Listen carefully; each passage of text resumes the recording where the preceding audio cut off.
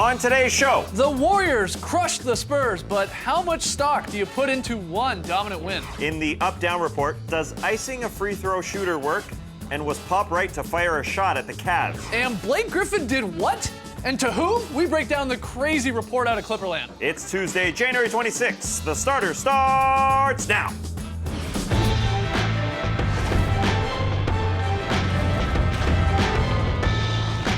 Good evening, sweet world, and welcome to The Starters. Whether you're listening to the podcast or watching us on NBA TV and or YouTube, we're happy to have you. I'm Jay Skeets, and alongside me, as always, that's Tass Mellis. Happy 39th birthday, Vince Carter. To his right, it's the international man of mystery, back from Cleveland, Lee Ellis. Friends. Lee, great to have you back. Finally, last, certainly not least, Starters blog editor, Trey Kirby. Hey-o! Hey, yo! Trey, what's happening on the internet today? Well, I'm here at the internet looking for your best tweets at #TheStarters. And guys, last weekend, the Sacramento Kings let a fan's corgi, Minnie, take over their social media accounts. And let me tell you, Minnie was busy here. She is meeting players, hitting the team's store, appearing on the broadcast, and even blasting a Starters-approved tweet about a pun. I love it. Think it should happen with more and more teams. But it makes me think a question. What kind of dog or what kind of animal do you want to take over an NBA Twitter account next? For me, it's got to be my dog Yams, who knows basketball quite well. Here I am, dunking over, getting ready for last year's dunk contest. Anyways, send us your best tweets at #TheStarters, and we'll hear your best answers a bit later. Is that animal abuse? I'm not sure. No, she loved it. Okay, all right, get your tweets in, guys. #TheStarters. All right, we got tons to get to tonight. We start with dissecting, the regular season game of the century that sort of wasn't. Yeah, it was a little bit of a buzzkill. The Warriors, they got off to a hot start last night against the Spurs. They never looked back. They beat them by 30, 120-90. You saw it here on the network. Steph Curry was brilliant, as usual. Scored 37 points in just 28 minutes. He sat the entire fourth quarter. He's done that a few times this season. So the Dubs go to 41-4, and the Spurs fall to 38-7. It was a little bit disappointing because we thought this was going to be a great game. But look, how much stock do you put in to this one dominant Warriors win? Any? You Little? have to. What do you do? You have to put some stock into it because the Warriors are the best team on the planet, and they know it. The Spurs are not in their head. They used to be in their heads a little bit, that sense of awe, but they're not. And most importantly, they're not in the head of their best player, Stephen Curry, at this point. No. That's the most important thing. He's out of his head. That's Because the problem. I don't know if anyone can stop him the way he's playing right now but himself. And the way he's got Kawhi Leonard on skates last night, the way they're really using him off the ball, the way he is floating above ground, it sure feels like.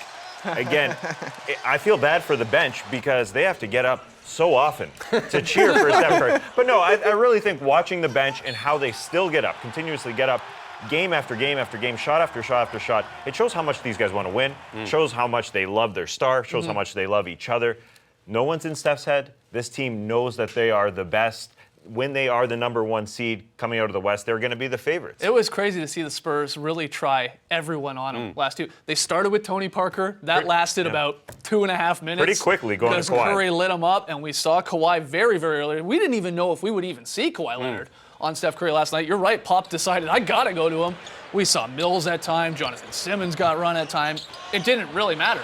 And then, obviously, the most impressive part is Kawhi Leonard, the Defensive Player of the Year, who many think is the best perimeter defender in the league. He didn't even stand a chance. He had his ankles broken when he didn't even have the ball, Steph Curry, Yeah. like that. But look, it was a great performance. There's no doubt about it by the Warriors. But it's only a one regular season game in January. And if there's one thing we know about the San Antonio Spurs is no team bounces back better than they do. Pop got a look at how the Warriors play. You know now he's got plenty of time to plan and prepare for the next game. They've got 3 more regular season games, and then if they meet in the playoffs. So as much as the Warriors are probably happy this morning, the Spurs are probably, to them, it's like, let's just forget about it, move on, because they know they're going to have plenty more opportunities to work on something and try to get back into it. One thing they're going to work on, of course, I would think, not to pretend I'm Popovich here, but get rid of the turnovers. That was really weird to see a Spurs team with 26, I believe, in the end, turnovers, some of those leading to easy fast break points for the Warriors. Yeah, what do you go into practice and say, hey, don't throw the ball away? Yeah. I mean, they just didn't look like themselves. They were thrown off being in the Oracle. And a big reason I think that they started turning the ball over and were so sloppy is because they didn't have Tim Duncan out there. Just the rock, what they know going forward every time you go down the floor. All right, we're running through this, Tim. not just running through Timmy, but just having him on the floor, and that's a big part of it. Well, Another the re- Warriors took advantage of literally everything they could, too. They were helping off every single shooter that they could help off. You see, Steph Curry got so many steals in the first quarter, just helping off Tim Duncan. And then on the offensive end, the Spurs were overplaying quite a bit, so the Warriors were hitting them with the back cut time after time without Tim Duncan there at the rim. What are you going to do? You say it's one game, though. I agree with Tass a little bit here. You got to put some stock into this because a couple of reasons. One, they crushed them. They did crush them. This wasn't a close game. It was over after 3 quarters. The second thing is the Warriors, time and time again here, our friend Paul Flannery, he said it's like the Warriors are the biggest buzzkill in the league, right? No one does buzzkill like the Warriors. Every time they faced a challenge this regular season, they delivered this crazy knockout blow. We saw them kill the Cavs, they took care of the Bulls, now they took care of the Spurs. And then the third reason here of why you got to put something into this, the Spurs are chasing them in the win-loss column for home court advantage, that number 1 seed. I mean, they're 3 games back now, which doesn't sound like a lot, not even at the All-Star break, but it is when the Warriors, may not lose 10 total games this year. That's a lot. And we already talked about when you're the number 2 seed in the West this year, you're going to have to likely go through OKC in the second round, and then maybe those Warriors in the championship round in the Western Conference, and then, of course, to the finals. That's a lot more difficult than having that number 1 seed. I think the worst part about it is they have to think, do we have a matchup for Steph Curry? And that's the most worrisome part. You go into a game and Steph finds his flow. Again, I think the Clippers might be a better matchup because you've got a little guy in Chris Paul who can get into him game after game after game. You're right. I mean, this is their first time they've met the Spurs in 300 days. That's a long time. Yeah, a lot of days. Give Pop a series and things are different. I don't think they're 30 points better than the San Antonio Spurs, but I'm worried that they don't have a matchup for the best player who is changing the game, who's changing the way you play defense on the ball, off the ball. They have to guard him basically for 45 feet, and I don't know if they have a really good matchup. Well, let me ask you this, and everyone, of course, watching. Would Tim Duncan have changed last night's result at all? What do you think about that? I think so. I think they don't turn the ball over like that on the offensive end, and on the defensive end, Trey alluded to it, he guards the rim so well, and LaMarcus was getting burnt over and over and over again. Timmy is that guy who would defend the rim a little bit better. This is how they play defense. They play defense with their rock at the back, and you mentioned those back cuts, Trey. It was evident. I mean, they just weren't ready to move their tootsies on defense, and Tim would change that. Certainly his experience would help, but I mean, a 30-point game is hard to say that someone would make that a Spurs victory. But again, I think part of the reason they turn the ball over so much is the offensive pressure that Golden State put on the ball, knowing that if they get the ball, they're likely to score. So when you get the ball, you have to score. And that put a lot of their guys under pressure. So, I think that, like Tim Duncan, he probably sat back and thought, okay, as a spectator tonight, I saw what they were doing. I know what I'm going to have to bring to the table when he does get healthy again and plays them. Let's talk about LaMarcus Aldridge a little bit. Not a great game. This is probably his worst game as a Spur. 5 points is all he put up, 2 for 9. I think Draymond Green was really into him. And I think he was rushing, quite frankly. And I think that goes to what you're saying, Lee, a little bit. Like, you play this Dubs team, and in the back of your mind, you're like, we got to score. We got to score. You have to. We got to keep matching them they score every time, it seems especially at home, for sure. What did you think of LaMarcus Aldridge last night, Trey? I thought he was a little overwhelmed by the moment, to be honest with you. I thought being forced into the role where he's going to have to make a few more plays from the elbow, which is another thing Tim Duncan does very, very well for the Spurs. Not having that there just seemed to throw him off, and once he was thrown off as the secondary guy who's supposed to be getting points for him, it really was just a bad news bears for the Spurs. Yeah, this Spurs team is the team of the last 18 years or whatever they are. They shouldn't be turning the ball over 26 times. That has nothing to do with X's and O's. They just were sloppy, overwhelmed by the moment. They just weren't right last night. Okay, so besides getting rid of the turnovers, so I think we can all agree on that, what else can the Spurs do when we get, and unfortunately they don't play till what? Late March, I think, the second game. But when they match up again, what can the Spurs do to maybe get a win over the Dubs? I think they need to somehow destabilise the Warriors, and I think the way to do that might be to try to get under Draymond Green's skin and try to get him off his game, because we know he still is the one guy who talks to referees a lot. He's their emotional leader. If you can somehow maybe get him in foul trouble, get him just... But who's going to do that on the Spurs? Well, that's a great David question. West? I mean, maybe David West. I mean, the thing is you just have to find a way to stop that rhythm and that motor that drives them, because otherwise... Once they get out in transition, they are almost impossible to stop, because everyone just spreads the floor, goes to their spot. Trey mentioned it, you sort of overplay one guy, that just leaves someone else wide open for a three-pointer. Brandon Rush came on and hit a couple of three-pointers last night. I mean, that's a big problem if Brandon Rush can come out there and just slot into that offense so easily. Well, Harrison Barnes had a bad game. Yeah, exactly. But it doesn't matter, someone comes off the bench. I mean, to me, for the Spurs to have any chance to beat this squad, they have to, when Steph Curry is off the floor, their second unit has to either cut into the deficit that they're at that time or build their lead. they don't stand a chance to me if the Spurs bench play like they did last night. I mean, you had, poor performances from Ginobili and Boris Diaw and Patty Mills. Those guys combining for 3 of 13. Their bench has to outplay the Warriors bench, which they definitely didn't do last night. Sean Livingston single-handedly outplayed the Spurs' entire bench in that one. That's, again, the pressure, though, that Golden State put on you, that you know that if you don't go out there and score, that margin just grows so quickly. It can go from 5 points to 10 points to 15 points. So if you are that second unit and you don't get a couple of baskets early on, all of a sudden, all that tension builds up. 1 game of 4 between these teams in the regular season. Hopefully, maybe 7 more in the playoffs at some point, but we'll get to that when we get to that. We got to take a break. Lots more still to come on the show. Like, what in the world is going on with Blake Griffin? Man, this is weird. We'll discuss that and more in the Up Down Report. You're watching The Start.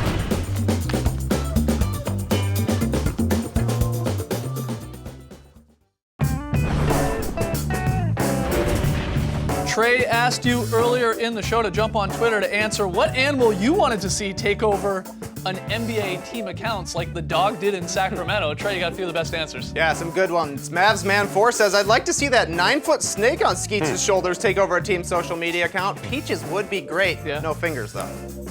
Nick B99 says, Mike Miller's monkey, worth a Google if you've never seen him hanging out with that little capuchin. Just a little cutie guy. My favorite fan lord says, my dog Max, of course, just look at him. How is that possible? Wow, that's dangerous. How did that dog get up there and how did it get down? And why did he put the hashtag Lee Banana? People always want to know about Lee's Okay, bananas. all right. Great stuff. Keep your tweets coming. What animal would you like to see take over an NBA team account? Very weird question today. All right, let's get to the Up-Down Report, where the 4 of us figure out where we stand on some hot-button NBA topics. Come on, Trey, come and join us over here at the table. Everyone got their thumbs ready? Sure Pretty have. simple. We asked you to play along on Twitter. Thumbs up or thumbs down. All right, first one, guys, a weird one. Clippers forward Blake Griffin has injured his right hand after hitting a member of the team's equipment staff during an argument up in Toronto on a recent road trip. Now, the Clippers announced in a statement today that he has fractured his hand, Blake Griffin has, and he's going to miss 4 to 6 weeks. So, guys, up or down on Blake Griffin's very odd injury here? Who's up on this, I'm up baby? on this. Yeah, okay, Yeah. everyone going down. Yeah. Yeah, Makes it's, sense. it's hard to be up on this one. They're currently in the 4 seed, and I actually think that they would be a decent matchup in the second round against the Golden State Warriors because Chris Paul, if there's anybody who can match up with Steph, is a decent matchup for him. They played 2 decent games against them, up 23 points once upon a time.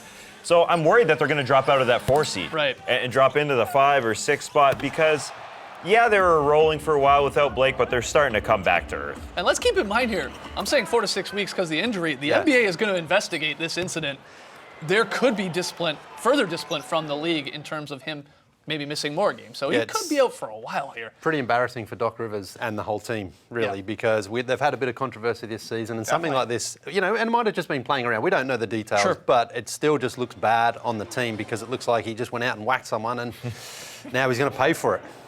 Yeah, and he hurt his right hand too, which I feel like is even worse. If you're going to hit one of your friends, at least hit him with your non-shooting hand, because 4 to 6 weeks, then you're fixing your hand and you're hoping Blake Griffin, not a guy with a supernatural shot, he's worked on it very hard, shoots it well, but we've seen guys have problems when they hurt their wrist and then they come back and the shot's not quite there. It takes time. Bad timing. I feel like I'm going to break my hand. Yeah, don't Yeah, break that's your what it wrist. feels like when you flip Oh, it. sorry, I got to not put it on easy. my Yeah, non-thumbing hand. There you go, Yeah. there you go. All right, next one here, guys. Last night, Kemba Walker, he found himself at the foul line with no time on the clock.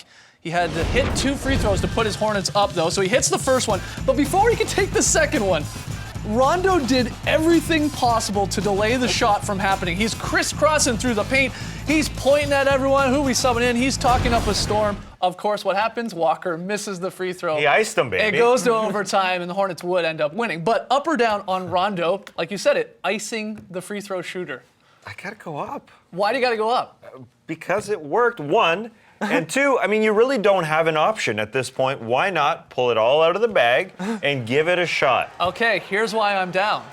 I feel like you're being a bit of a hypocrite here, Task, because I remember when Markieff Morris was doing something similar, going back and forth. He didn't know where he was going to line up on the free throw line. He got a technical, you rightfully called him out. So why is this cool? That's why I'm actually up on this because Markieff Morris did just get a technical, so it's got to be on the minds of referees. But Rondo was so sneaky about it, and the way he kept pointing at other people rather than just clearly getting in a feud with his own teammate about where to stand, he really confused everybody, and it really worked. This is why I love free throws, because they're psychological. It is? It is so psychological, because apart from Psychological Orlando warfare. Blackman, there have been big incidents in the NBA history where dudes have missed free throws. Karl Malone.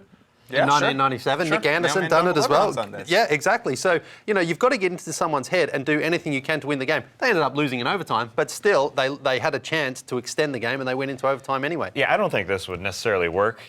Just like field goals in the NFL, it doesn't really work. There have been stats done. It's basically the same percentage. right. That being said, I don't think this is Markieff Morris because Sacramento Kings actually like Rajon Rondo. The Phoenix Suns teammates do not like Markieff Morris. okay. And I think Rick Carlisle does this in Dallas, and I don't know if Rajon Rondo took it from him. I wouldn't necessarily think that, but it's definitely a tactic that Rick Carlisle uses, The and he uses stalling it well. sort of yeah. tactic of substituting. And this is just another trick of Rajon Rondo's. I mean, this guy is full of tricks. Not necessarily. He just does it all year long. He does. He is the master of tricks. All right, next one here. Greg Popovich and the Spurs, they got waxed by the Warriors last night, but Pop dominated the post-game press conference, getting in a nice little zing about the Cavaliers. My opening comment here will be, I'm just glad my general manager wasn't in the locker room because it might have gotten me fired. Wow. All right. Up or down on Pop's pretty good zinger. That's not a surprise. I'm waiting for someone on the internet to put the Seinfeld music behind that, Exactly. sure. No, but look, coaches stick up for other coaches. That's what they do. Stan Van Gundy had comments, Rick Carlisle had comments, really not happy with how the Cavs handled it. And when you fire a coach when you're in the first place in your division or your conference, you open yourself up for ridicule. You do. True. Yeah, I'm fine with a coach taking issue with a position that he knows better than anybody. So I'm fine. Him, adding some commentary to it. This guy obviously comes from a place of knowledge. It's fine. I think it's slick, too. He gets all the attention off his team just getting killed by 30 points and puts it immediately on a team We talked in about it another for 10 conference. minutes. Well, you know what I mean. though. Thumbs up. That one's no surprise. All right, I think we got time for one more. Fresh off scoring 48 points on the weekend, DeMarcus Cousins, he one-upped himself last night. He turned in one of the best games in the history of the Kings franchise. Boogie finished with 56 points, 12 boards, 4 assists, and unfortunately 6 fouls. He fouled out in overtime, and they would go on to lose. But look, All-Star reserves are about to be announced this week. Are you thumbs up or thumbs down on Cousins' chances of making the All-Star team? Lock it in. Is anybody going down? Way Yeah. up. Yeah, this is a no-brainer. Hey, they were 1-7 at one stage. Remember, Sacramento Kings already sort of a little bit of a turmoil and infighting. He has taken this franchise on his shoulders lately and put them in the playoff race. Yeah. And he's been brilliant, totally deserving of an All-Star berth. Top 5 in scoring and rebounding, and he is the biggest interior mismatch in the league. He just throws guys around, spin moves, dunks. He looked incredible last night. I think he's a lot. Oh, yeah, the Hornets threw, 3 guys on him? Spencer Hawes, Marvin Williams, and Psycho T, and they all fouled out. They couldn't handle him. He scored 104 points in his last 2 games, and you see there the back-to-back 45 and 10 games over the past 30 seasons, joining some rarefied air there in Barkley Jordan and Antoine Jameson. Oh, yeah, that's shout out. Bit of a shock, that one. All right, fun times in the Up-Down Report. Let's see your thumbs on Twitter. We got to take a quick break. When we come back, LaChina Robinson joins us live from New York to talk about the Latvian unicorn. You're watching The Stars.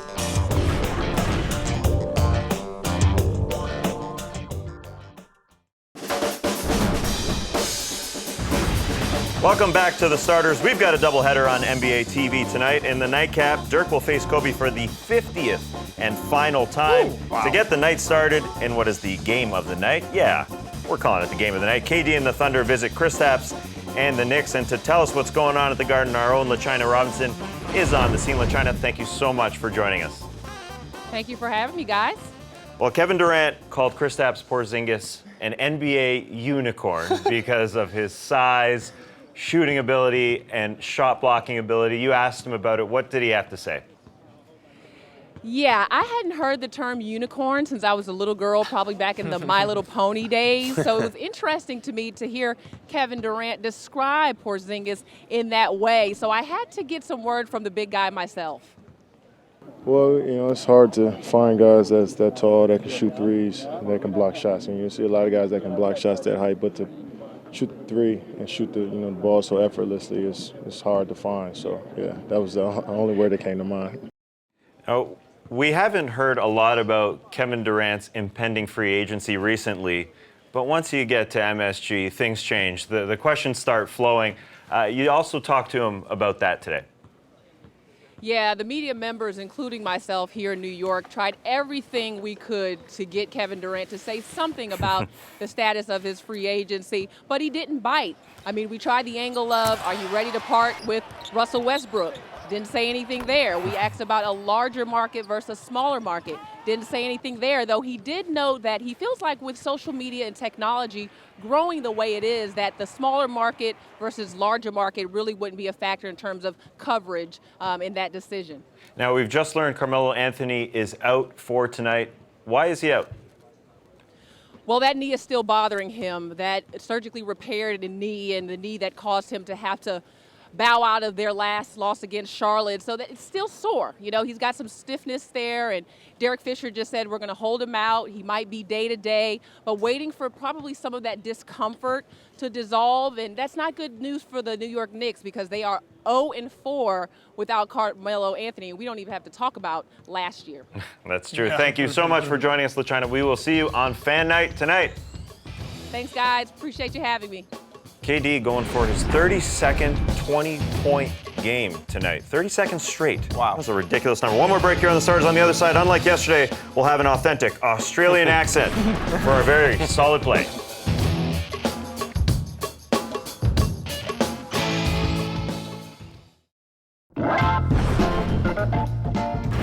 Back with the Starters, we all had the Warriors last night, so look at those records. The month of January. Tonight's pick'em game, it's the Clippers and the Pacers. Trey, the only one taking Indiana at home. The three of us here taking the Clippers. And it's a tight race, and January is coming to an end. So this is getting very close. Whoever's in last will have to do something weird on the show. Lily, great to have you back for a very solid play. Where are we going? We're going to Oakland. It was a very solid play bonanza last night, but I'm going with this boomerang from Klay Thompson to Spades. A Draymond Green through back to Klay for the beautiful layup. Watch it again here. Klay starts it. Draymond finds him, Klay finishes, and that's what I call a very solid play. Draymond Green. Draymond Green. Yeah. Lee, you did a fantastic job in Cleveland Thank you. yesterday, of course, covering the Wolves-Cavs game from the network. One of our favorite parts, though, was your walk-off interview with Tristan Thompson, and you talked to him a little bit about the Australia Day celebrations. It's a big day for Matthew Dellavedova back in Australia. This game was beamed live back there. What can you say about his performance tonight? Della gives a full effort every night. You know, he works his tail off. You know, me and him have a good connection on the lob, so, you know, he's representing Australia very well. If I said to you, Aussie, Aussie, Aussie, what would you say? Oi, oi, oi. Wow! Shout out to Tristan Thompson. He nailed that. He's great. He nailed it. Absolutely. The Commonwealth, nailed it. baby, we're tight. Yeah, great job. All right, that's it for us tonight. Stick around for, of course, the doubleheader here on the network. We're back tomorrow night at 7 p.m. Eastern. Thanks for joining us, folks. And remember, in 2016, I like your feed is more of a compliment than I like you. Brace the night, people.